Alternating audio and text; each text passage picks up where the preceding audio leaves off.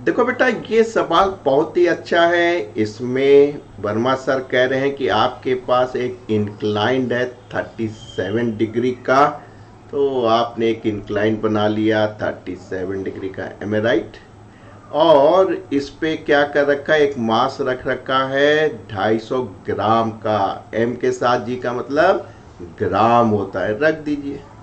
और साथ में देखिए एक बहुत अच्छी बात दे रहे हैं कि यूनिफॉर्म स्पीड, यानी स्पीड कांस्टेंट। तो आप समझ गए, क्या समझ गए, एक्सेलेरेशन इज जीरो। क्योंकि rate of change of velocity क्या होता है बेटा, एक्सेलेरेशन होता है। कांस्टेंट का डिफरेंशिएशन क्या होता है बेटा, जीरो होता है। तो एक्सेलेरेशन जीरो हो गए, इससे आपका बहुत अच्छा काम बनेगा। क्या कह रहे हैं, work done against the friction, यानी ये सरफेस फ्रिक्शन वाली है। और मजे की बात है, अगर फ्रिक्शन है तो जाहिर सी बात है आपको क्या निकालना पड़ेगा, coefficient of friction. And block slide down 1 metre, तो आपको कोई दिक्कत की बात नहीं है। आपने कहा सर हमको एक्सेलेरेशन जीरो है, इससे हमें बड़ा फायदा होगा, और डिस्प्लेसमेंट हमारा क्या है, केवल 1 मीटर का है। तो वर्क डन निकालना बहुत आसान है। आप कहेंगे साहब हमारे पास एक फोर्स चाहिए जिसके अगेंस्ट हमें काम करना है, और डिस्प्लेसमेंट।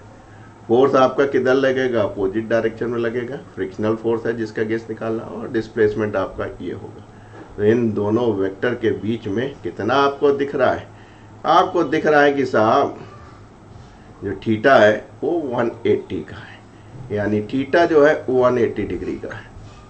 तो वर्क डन निगेटिव हो जाएगा, कोई दिक्कत की बात नहीं है। 180 हो गया, डॉट प्रोडक्ट को जानते ही हैं, F into S cos theta. कल एक बच्चे ने बहुत अच्छा सवाल पूछा था, सवाल पूछते रहा कीजिए जो भी डाउट हो।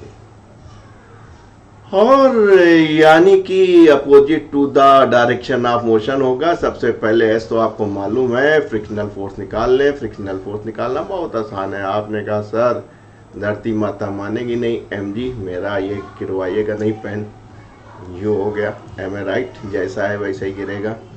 दो कंपोनेंट हो जाएंगे, एक ये और एक ये। ज्योमेट्री से आप जानते हैं 37 डिग्री का हो जाएगा, तो ये बेटा क्या हो जाएगा, एम जी कॉस 37 डिग्री, और ये हो जाएगा एम जी साइन 37। और जो स्लाइड कर रहा है ना उसकी एक्सेलेरेशन कितनी है, ज़ीरो है। इसीलिए कहा है कि बेटा फोर्स अगर आ गया तो बहुत कुछ आ गया, काम बन गया। फ्रिक्शनल फोर्स आप जानते हैं ये नॉर्मल रिएक्शन फोर्स होगा, तो फ्रिक्शनल फोर्स किसके बराबर हो जाएगा, म्यू आर के, है मैं राइट। यही आपको निकालना है। सबसे पहले म्यू निकालना है। देखिए एक्सीलरेशन जीरो है क्योंकि वेलोसिटी कांस्टेंट है, यानी ये और ये फोर्स बराबर है। या न्यूटन ने मेरे मरने से पहले मेरे कान में क्या कहा था, net force acting on a body, on a body की बात कही थी उसने, बाय द बॉडी नहीं कही थी। Equal to product of mass and acceleration.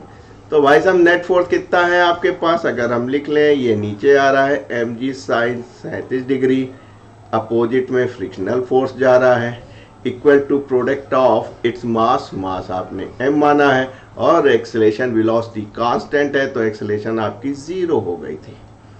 तो इसका मतलब m इंटू एच जीरो हो गया था।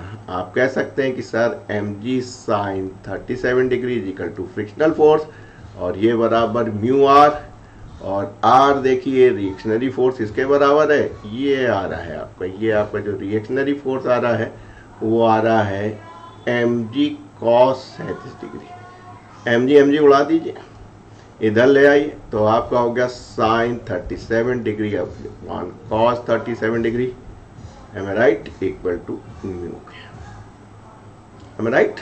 तो थोड़ा सा मैं अपने फोटो को बंद कर दूं, म्यू को निकाल लूं, उसके बाद करूंगा। ये बराबर कितने हो जाएगा, tan 37 degree is equal to mu, और tan 37 डिग्री क्या होता है, 3/4।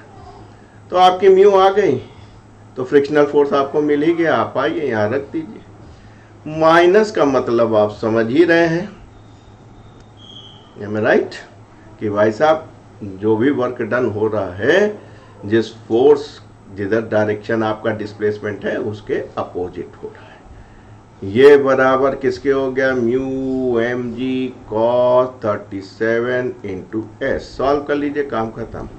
म्यू आप गया 3/4, ये आपका 250 ग्राम 250।